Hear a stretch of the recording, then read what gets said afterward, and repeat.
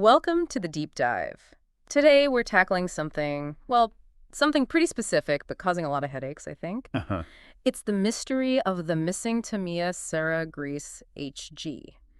Item 87099. Oh, yeah. That little tube. If you're into RC, Mini 4WD, even scale modeling, you know this stuff. Exactly. It's got that boron nitride in it, makes gears and bearings run super smooth, plastic, metal, it works on both. It really does. And finding it lately, well, that's the problem, isn't it? It really is. So our mission today, our deep dive, is to figure out why. Why is this one little product so hard to track down? And what does that tell us maybe about, bigger things Yeah. like supply chains, hobby manufacturing, stuff like that? If you've been looking for it, you know the frustration. Absolutely. So the scene is basically, it's gone. Widespread reports, right? Yeah. US, Europe, Asia.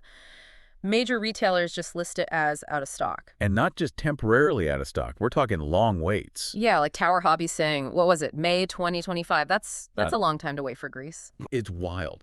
But then you hear these whispers, don't you? Like smaller shops might have it, Yeah. especially overseas. Right. It's a very mixed bag, which is kind of confusing. Well, that scattered availability is interesting, actually. It probably means it's not, like, completely stopped. Ah, good point. If Tamiya had just shut down production entirely, nobody would have it. Exactly. So the fact some places have stock, even if it's sporadic, Hmm. it points towards maybe very limited production runs or old stock trickling out, maybe regional distribution quirks. Okay, so let's look at what we found. The big U.S. online stores, Main, Hobbytown mostly showing unavailable. Just like Tower Hobbies with that crazy 2025 date. Yeah. And when a major distributor like that gives such a distant date, it usually signals a pretty significant bottleneck. Right. Something more than just a container getting delayed a week or two. It feels like they know something's up deep in the supply line. Like Tamiya themselves or their main distributors are expecting a long time before things get back to normal. Which brings us right to the core question. Huh. What is the bottleneck? Okay, one theory, and it seems pretty plausible, revolves around that key ingredient you mentioned earlier, the boron nitride. Right, and boron nitride. It's not just for hobby grease. That's the thing. Ah, so other industries want it too. Oh, definitely. Yeah. It's used in electronics, like for heat management, coatings, even cosmetics, apparently. Huh. And a lot of it is produced in Asia, Japan included. But if demand spikes from those bigger industries, or if there are issues getting the raw boron needed to make it, well, a niche product like hobby grease might get squeezed out. So Tamiya might just be having trouble actually buying enough boron nitride. That makes sense. It's a classic supply and demand issue, Yeah. potentially hitting a very specific small volume product. But what about Tamiya's own production in Japan? Could that be part of it? Yeah, are they having trouble just making the stuff, even if they can get the ingredients? It's possible.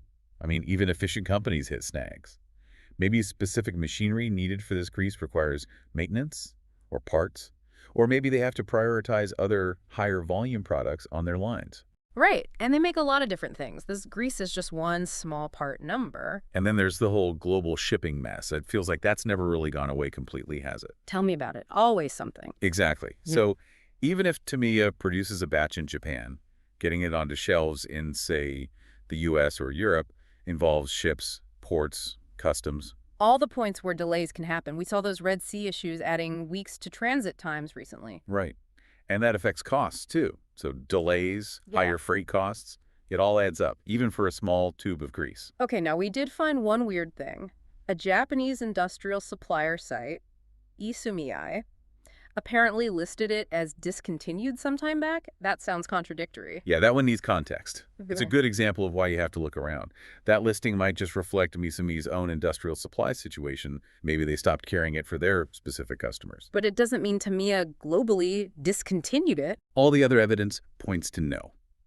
Tamiya USA still lists it. It's still specified in the instructions for new model kits. Hobbyists talk about it replacing an older Tamiya grease.